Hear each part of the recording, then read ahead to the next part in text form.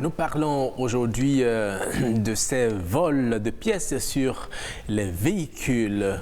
Comme je le disais à l'entame de cette émission, vous garez votre véhicule, le temps d'entrer et de ressortir, c'est fini. On a déjà dépiécé votre véhicule et ce phénomène dure depuis des années. C'est de cela que nous parlons aujourd'hui, Jennifer. Absolument, vol de pièces de véhicules, un délit banalisé. Nous recevons sur ce plateau un commissaire de police à la retraite, M. Marius Dadjo. Bonjour. Bonjour, madame. Merci d'avoir accepté notre invitation. C'est moi. Alors en face, nous avons, je dirais, une star, quelqu'un qu'on ne présente plus, mais vous êtes sur ce plateau en tant que victime. Koudous Abdoulaye, bonjour. Bonjour Jennifer, bonjour Roch. Bonjour, j'espère que vous l'avez reconnu. Oui, j'en suis sûre. C'est un plaisir pour moi d'être sur ce plateau pour débattre de ce sujet d'intérêt. D'accord, journaliste, mais vous êtes ici sur ce plateau en tant que victime et nous aurons également l'économiste au téléphone Roch, Monsieur Servet Afouda. Tout à fait. Il nous dira si ce phénomène qui a la peau dure a un aspect économique. Alors, pour commencer, Koudous Abdoulaye, vous avez été victime. Votre véhicule a été vandalisé, carrément. Que s'est-il passé? Oui, j'ai été victime, c'était en 2018, c'était en plein mois de Ramadan. Je m'apprêtais à aller accomplir la prière de Idi. Donc le lendemain matin, je me suis réveillé très tôt et je me suis rendu compte que mon véhicule a été dépouillé de tout son contenu. Wow. Donc il ne restait que la carrosserie qui était là. Il ne restait que la carrosserie. Oui. Et parlant de contenu, c'est le poste radio à l'intérieur. Le poste radio, les tie-pins, les coussinettes, tout a été enlevé. C'est quoi? Ils ont brisé la vitre ou bien? C'est des spécialistes qui sont venus, ils se sont préparés, ils sont venus, ils ont réussi leur coup. Je me suis réveillé et j'ai été surpris de l'opération parce que ce qui a été fait dans le véhicule, je ne m'en revenais pas parce que le temps d'une nuit, entre disons 0 h et 6 h, mon véhicule a été défiguré, tout simplement. Parce que vous parlez de vandaliser, c'est pas seulement quand on casse le véhicule ou quand on fait un accident qu'on pourrait donc le qualifier aussi de vandaliser le véhicule parce que là, tout a été enlevé. Ça a été éventré. Et j'ai méconnu mon véhicule. Waouh. Oui. Dis donc. Mais le véhicule était dans la maison ou bien dehors? Bon, le véhicule n'était pas dans la maison. Le véhicule était garé au portail. Parce que tout le long du mois de Ramadan, puisque moi je suis musulman, tout le long du mois de Ramadan, on prie, donc on intensifie la prière, les prières de nuit. La mosquée n'était pas loin de ma maison. Donc puisqu'on prie à côté, pour moi, quand je reviens du boulot, je finis mes tâches. Bon, je me repose un peu à l'intérieur.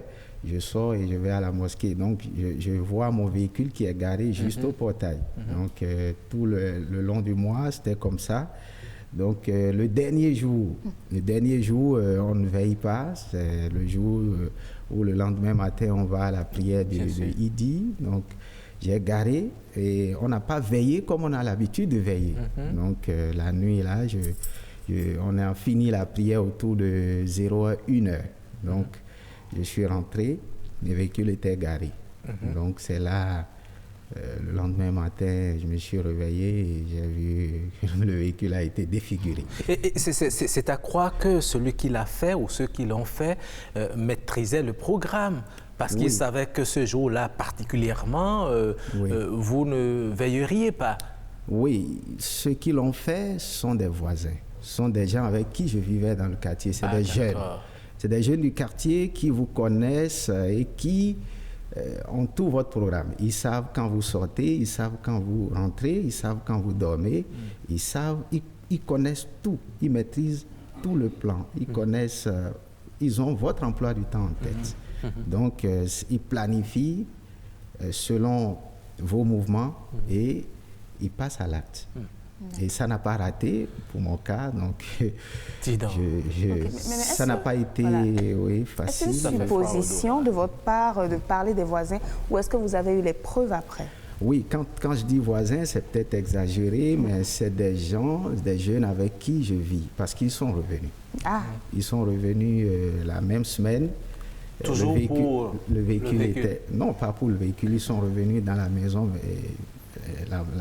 le jour qui a suivi, bon, disons une semaine après, ils sont revenus voler dans la maison.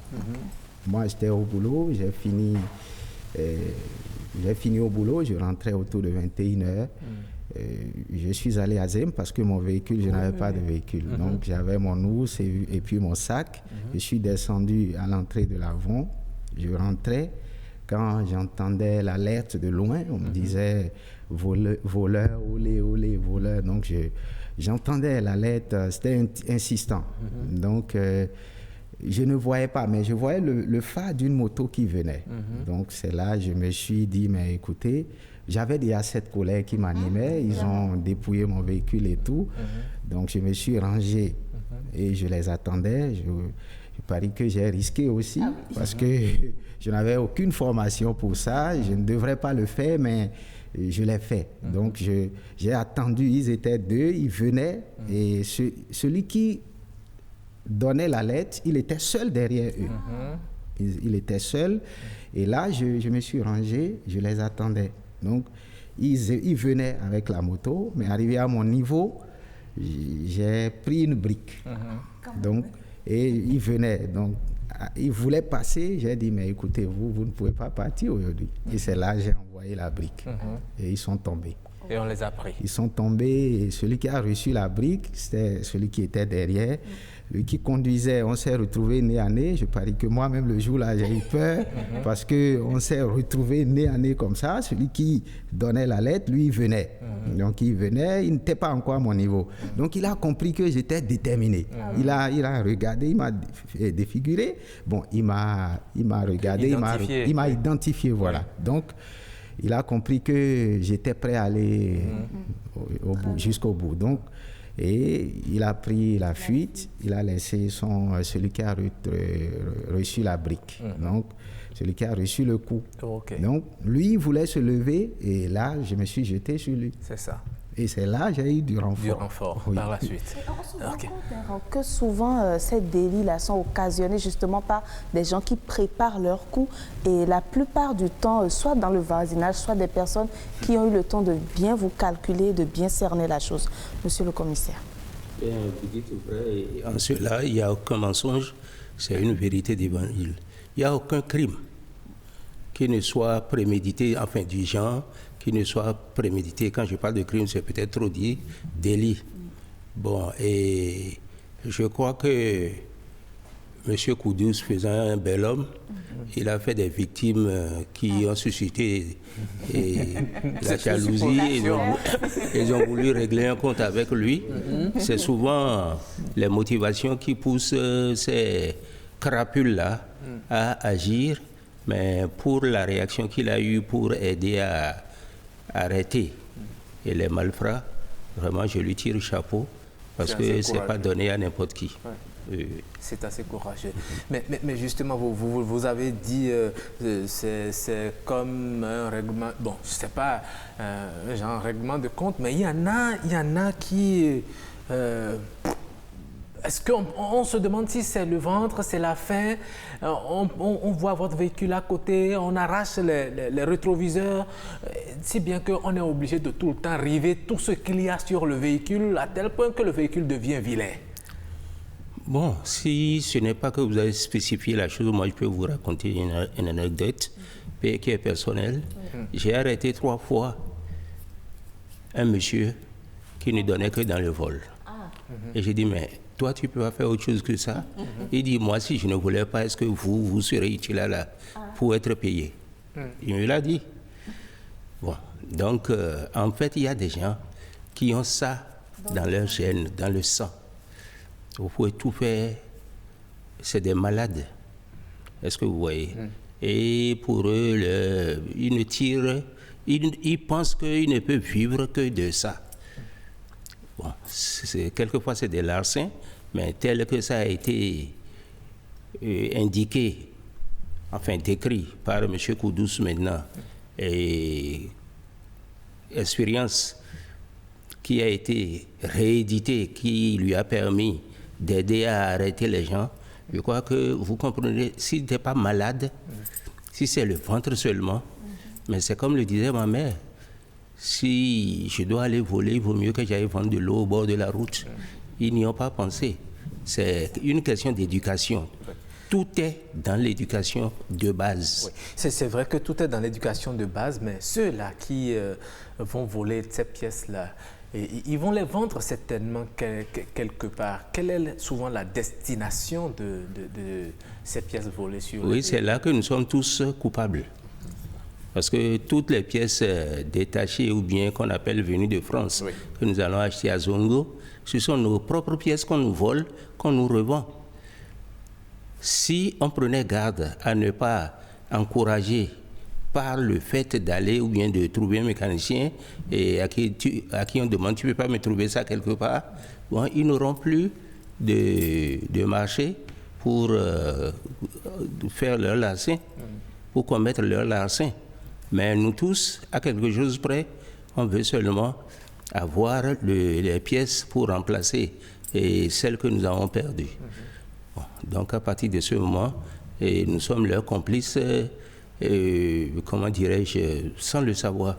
Mais est-ce qu'il y a des précautions, par exemple, qu'on peut prendre pour éviter ces choses-là?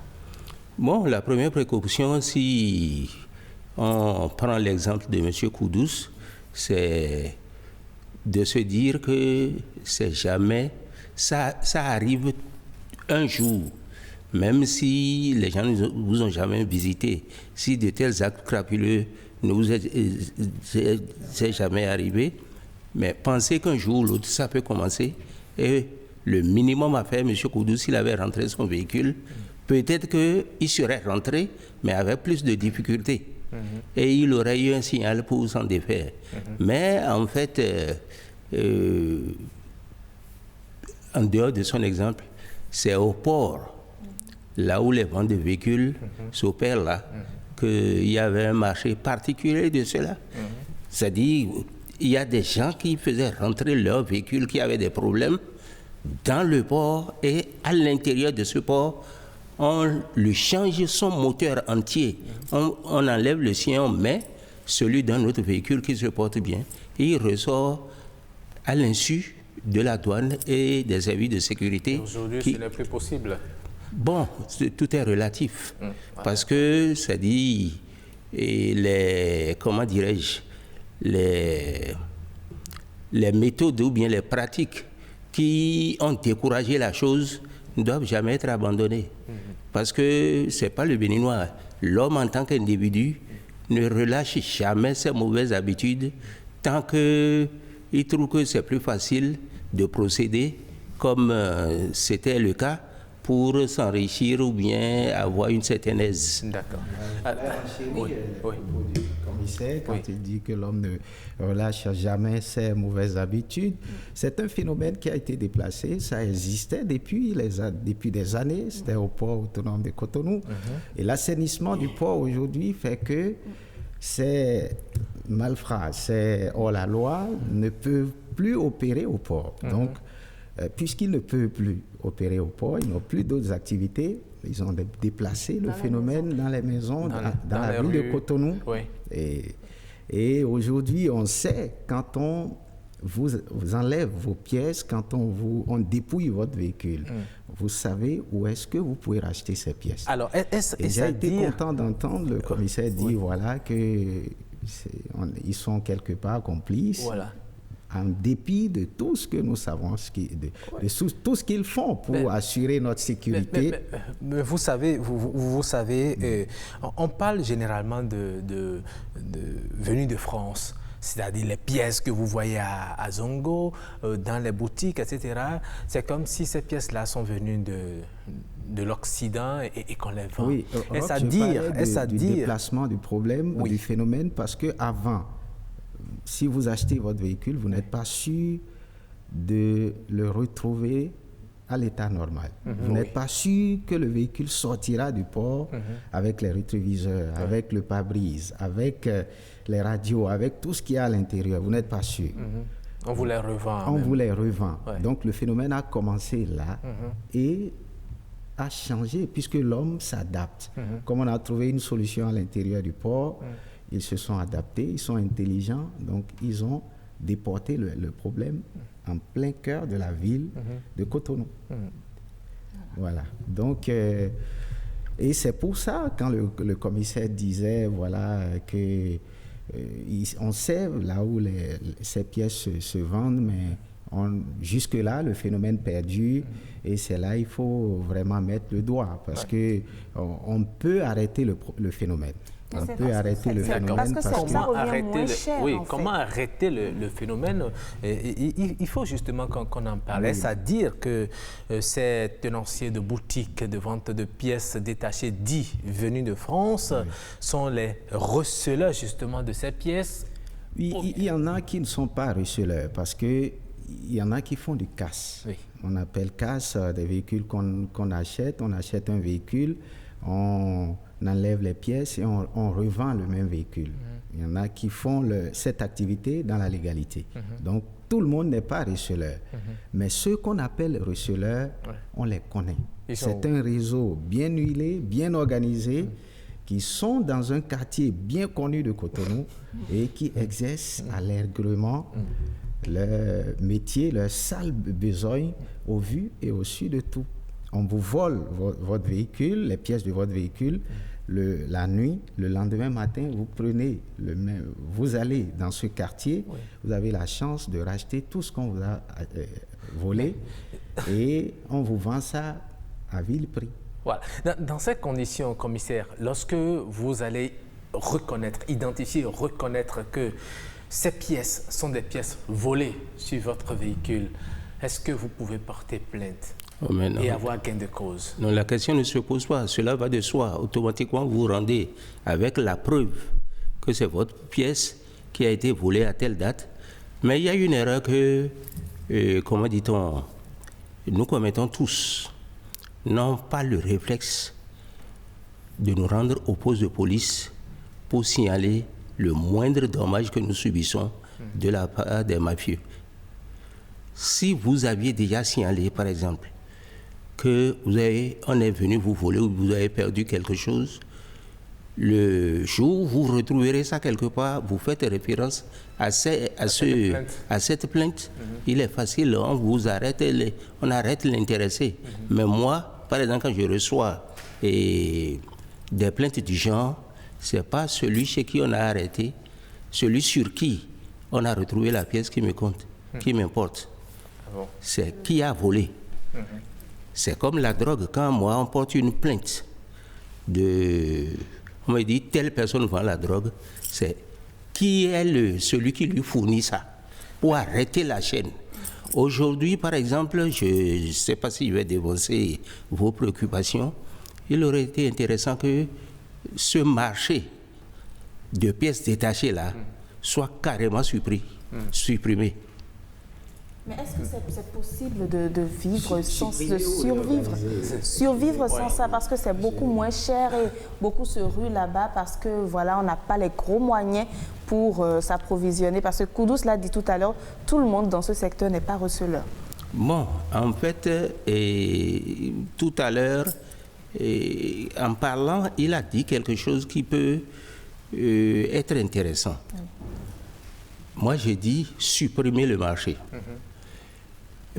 Et que ceux qui doivent s'adonner à la vente des pièces du genre aient des magasins formels, identifiés. Et sache que si on venait à les prendre sur le fait qu'ils sont passibles qu'on leur fasse comprendre qu'ils sont passibles de peine dure. Qui a volé un œuf volera un bœuf. Absolument. Oui. Le commissaire parlait de réflexes qu'on doit avoir.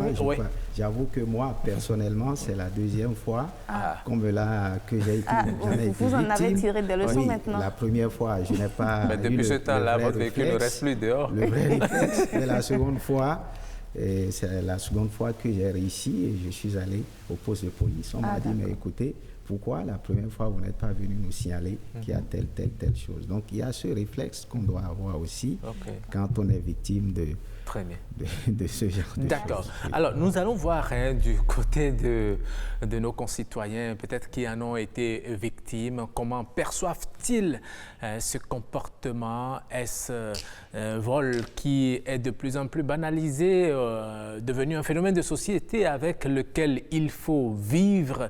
Eh bien, nous leur avons tendu notre micro, nous les écoutons. J'ai vu des gens qui ont dit qu'ils ont garé leur véhicule. Ils ont eu les doutes, soit ils disent qu'ils ont fermé, mais après ils retrouvent le véhicule ouvert. On a dérobé certaines choses ou on a enlevé la radio de la voiture. Et je ne sais pas comment ça s'est passé. Ou des fois on arrive même à briser les petites vitres à côté pour permettre de mettre la main, ouvrir et enlever les choses et partir avec. J'étais allé à Porto-Nouveau pour un enterrement, j'ai garé ma voiture. J'ai dormi dedans à 4 heures. J'ai dit il faut rentrer dedans. C'est à 6 heures, ils sont venus défoncer la voiture, prendre mes effets, mes documents, tout.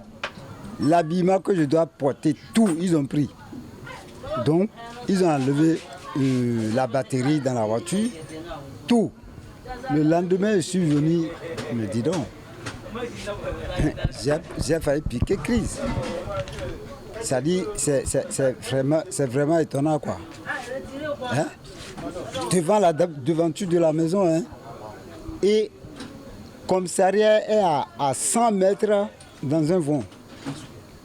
Je me demande, mais écoute, qu'est-ce qu'il faut faire pour les voleurs? Là, ça passe. Même n'a pas passé avec moi, il a passé avec mon frère là.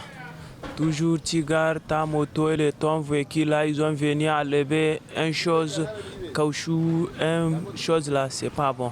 J'ai garé ma moto, ils ont arraché quelque chose sur ma moto.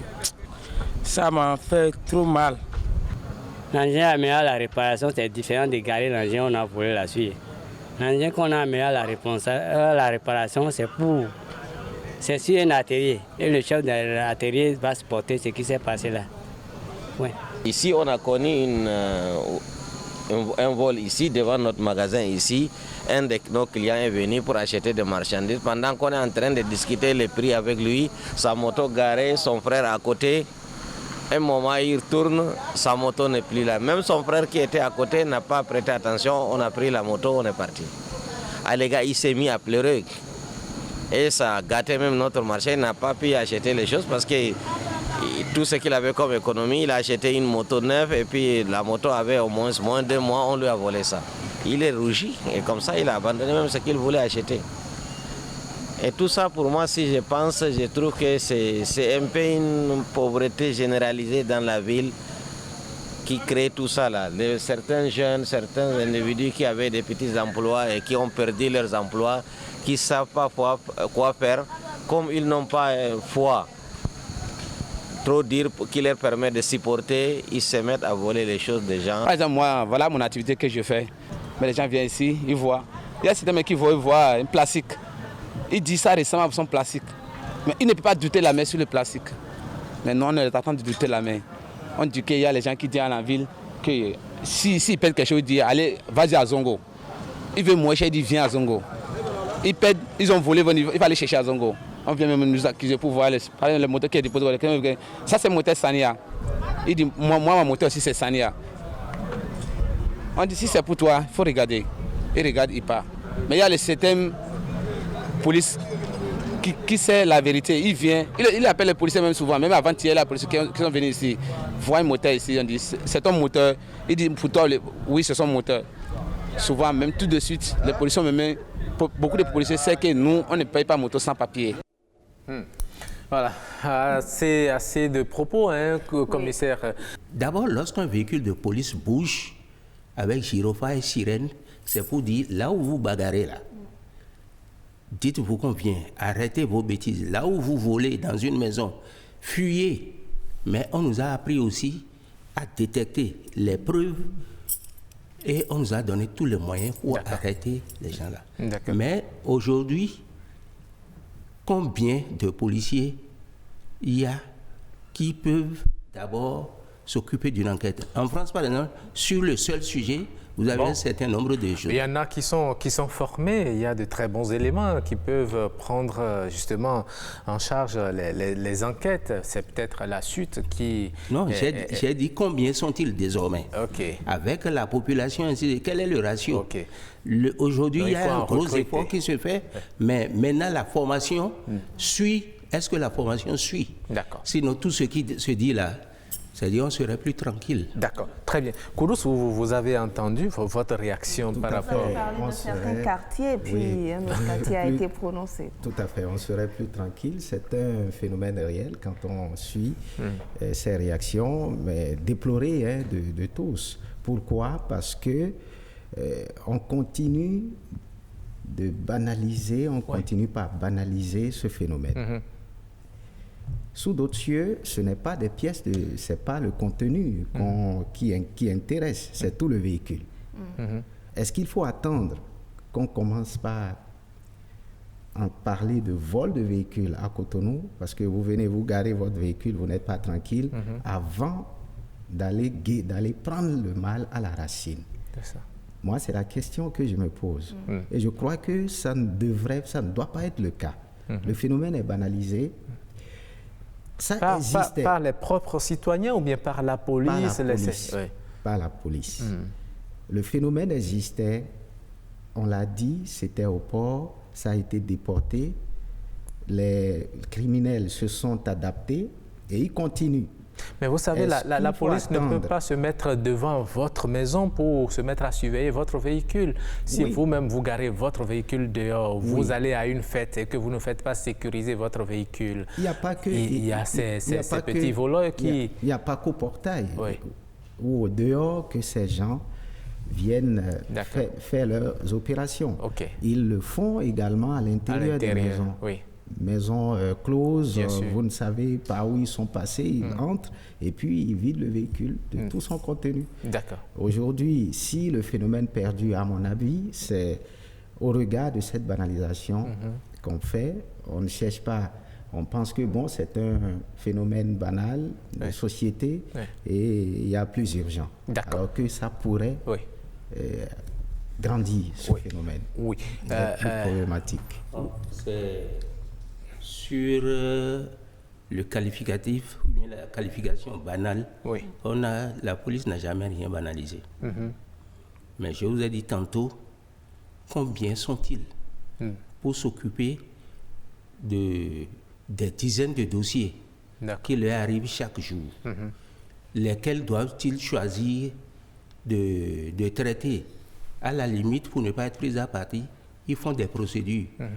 Et Tantampion arrive, dit, on m'a volé. Dans quelles conditions? Vous soupçonnez quelqu'un? Pourquoi? Ainsi de suite. Et on l'envoie, lui, et peut-être avec celui qu'il soupçonne, vers les magistrats qui, aussi de leur côté, ne peuvent pas faire de miracle. On ne banalise pas. Mais en réalité, même les vols de véhicules, il est arrivé un moment où presque tous les jours, on apprenait à Maro Militaire, il y a eu disparition de tel véhicule, ou à Pondovo, c'est ci, c'est ça. Mais vous avez vu que cet état des choses a été jugulé. C'est-à-dire, en fait, la police ne crée pas l'événement en suscitant les choses, en suscitant les crimes. Mais c'est lorsque ça arrive, les crimes se commettent, qu'on réfléchit à ça. Est-ce que vous voyez? D'accord, mais l'idéal aurait été qu'on prévienne justement la survenue de ces vols, de ces crimes-là. Oui, la prévention passe déjà par ce que je vous ai expliqué. Tout à fait. La police qui circule à plein temps dans tous les quartiers, c'est vrai que c'est fatigant et ça épuise et les choses là. Oui. Mais le chef de l'État dit, je ne veux plus voir aucun policier contrôler une pièce sur un véhicule. Ils n'ont qu'à circuler pour être plus proches des lieux de commission des crimes. Pour la peur du gendarme est le début de la sagesse. Vous avez vu comment? Presque tout. Si le mot banalisation est trop fort, je pourrais le monnayer par négligence. La police est un peu, à mon avis, complaisante. C'est ça qui fait aujourd'hui que, parce que quand on parlait de vol de véhicules, on a entendu, le commissaire même a dit, il y avait eu des vols de véhicules, mais ça s'est arrêté. Mais pourquoi ce phénomène perdu? Justement. Alors qu'on sait où se retrouve, où on peut retrouver ce réseau bien huilé, mais ce réseau qui continue d'exister. Absolument. On va établir la liaison avec notre économiste au téléphone, Dr Servet Afouda. Bonjour. Bonjour, comment allez-vous? Ça va très bien, merci. Nous parlons Bonjour à tous les collègues sur le plateau. Bonjour. Absolument, vous les suivez depuis quelques minutes. On parle aujourd'hui de vol de pièces de véhicules. J'espère que vous n'avez pas été victime de ce genre de vol déjà. Non. D'accord. Mais vous apprenez, vous avez certainement des amis ou des parents qui en ont été victimes. C'est un phénomène qui semble avoir la peau dure, mais la question qu'on se pose et qu'on pourrait vous poser en tant qu'économiste, lorsque ces pièces-là sont arrachées, sont volées de ces véhicules, quelle est leur destination? Comment s'opère la transaction entre ces pièces volées et leur atterrissage peut-être dans le marché de vente de véhicules ou bien sûr d'autres véhicules? Oui, le constat est fait déjà au préalable par rapport à tout ce qui, en tenant compte de tout ce qui a été déjà dit avant cette question, en tenant compte du niveau de manifestation de ce phénomène. Mais il faut avouer par ailleurs que le vol des pièces de véhicules, c'est souvent les enjoliveurs, c'est souvent les rétroviseurs, c'est quelques pièces annexes qui ne ralentissent pas le fonctionnement du moteur. Mais lorsqu'on veut apprécier ces articles qui sont volés dans les véhicules, on peut qualifier ces vols-là de vols de petites crapules qui opèrent dans ce sens. Donc, c'est de la délinquance, mais je ne veux pas dire que c'est de la petite délinquance. C'est quand même de la délinquance. Et cette délinquance mérite quand même d'être analysée pour comprendre le fondement de cette délinquance et puis les conséquences. Premièrement, en termes de fondement, qu'est-ce qui amène ces gens à aller voler et prendre le risque d'aller voler ces pièces dans les véhicules qui sont garés aux abords des maisons ou même certaines fois des garages? Il y a un marché parallèle qui s'opère sous le couvert de casse. Voilà, le marché de casse de véhicules. Où souvent c'est la casse importée ou c'est la casse des vieux véhicules qui sont réhabilités d'une manière ou d'une autre pour réapprovisionner les besoins de pièces par rapport à ceux qui veulent réparer leur véhicule. À partir de ce moment, ces petites crapules où ces délinquants vont chercher, coûte que coûte, en prenant tous les risques possibles. Et ce qui est peut-être surprenant à imaginer, qu'on vole un rétroviseur. Le rétroviseur, les risques qu'on prend pour voler un rétroviseur, si la personne est surprise dans le vol, mais le dégât corporel qu'il peut subir est énorme. Certaines fois, si la police n'intervient pas vite, heureusement que c'est le cas maintenant, on peut le brûler. Oui. On peut brûler la personne. Mais donc, heureusement que la nécessité de satisfaire soi-même, de sanctionner les infractions par la vindicte populaire diminue. D'accord. Alors, vous avez parlé tout à l'heure des marchés parallèles qui se développent et qui peut-être encourageraient ces vols de pièces sur les véhicules. Selon vous, est-ce qu'il faut supprimer ces marchés ou bien que faut-il faire pour limiter justement ces vols de pièces de véhicules dans la circulation? Oui, d'abord, on ne peut pas supprimer ce marché parallèle. Pour la seule raison que, en tenant compte du pouvoir d'achat des consommateurs, combien de Béninois peuvent aller chez les concessionnaires pour acheter des véhicules neufs? Il n'y en a presque pas. C'est d'ailleurs pour ça que les véhicules d'occasion, on en connaît un effectif de plus en plus grandissant au Bénin, permettant aux ménages de satisfaire leurs besoins de circulation et donc d'acquisition de ces moyens de déplacement. Donc, à vous écouter, autrement dit, c'est nous-mêmes qui encourageons ces vols. Écoutez, maintenant, ça a diminué et le représentant de la police est en train de dire quelque chose que je pense qu'il faut suivre attentivement. Bon, ce n'est pas le représentant de la police, c'est un commissaire de police à la retraite. Il n'est pas représentant de la police sur le plateau. S'il est à la retraite, ça veut dire qu'il peut apprécier le phénomène du point de vue temporel. Mais imaginez-vous que dans ce pays, il y a eu des cas où on avait des véhicules qu'on appelait solaires, volés dans des pays voisins ou volés même au Bénin, et le phénomène était très, très, très marquant. Dans les années 90 et 2000, on a connu encore des vols de véhicules. Aujourd'hui, on en connaît moins. Mais à l'époque, quand on voyait un véhicule, on allait le vendre. Ça veut dire qu'il y a un marché parallèle qui permettait de recycler le véhicule volé. Aujourd'hui, c'est davantage les pièces. Mais c'est des pièces que je dirais mineures qui n'altèrent pas fondamentalement la mobilité du véhicule. Ah non, on a un témoignage au plateau. Lui, son véhicule a été complètement dépouillé. Le véhicule n'a même pas pu démarrer. Donc, lorsqu'ils continuent, ils vont loin. Je pense que ça crée assez de dommages et immobilise même le véhicule. Ces cas, je ne dirais pas qu'ils sont rares, mais ce qui est davantage constaté, c'est on peut vous enlever le pare-choc, on peut vous enlever les anti-rivières, on peut vous enlever les phares. Très rapidement. On peut vous enlever les rétroviseurs. Bon, alors, quand vous voyez que ces mêmes objets volés se retrouvent sur des marchés et il y a des acquéreurs, ça veut dire que c'est nous-mêmes qui alimentons ou bien favorisons le fonctionnement de ce marché. Et par conséquent, quelle solution vous proposez, M. Servet Afouda? La solution, elle est difficile à proposer pour la seule raison que dès lors qu'il y a un marché de véhicules d'occasion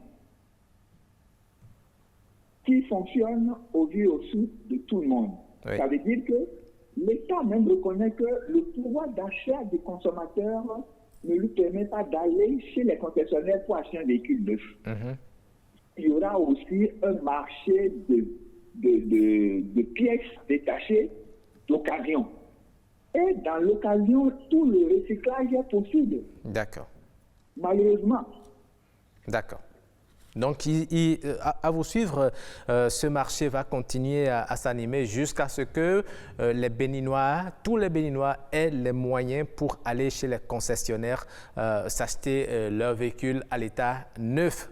Auquel cas, ça va continuer ainsi, selon ce que vous expliquez. Mais le problème qui se pose de façon plus globale, c'est une question à la fois de civisme et en amont du civisme, c'est l'éducation. Il y a l'éducation dans la famille, il y a l'éducation au plan social. Voilà. Comment ce qui ne vous appartient pas, vous pensez que vous pouvez approprier ça?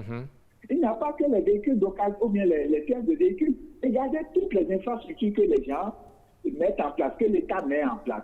Les gens font tout pour aller enlever les batteries des panneaux solaires. Les gens, même pour les bouches d'incendie ou bien l'évacuation des eaux, on enlève l'acier qui ferme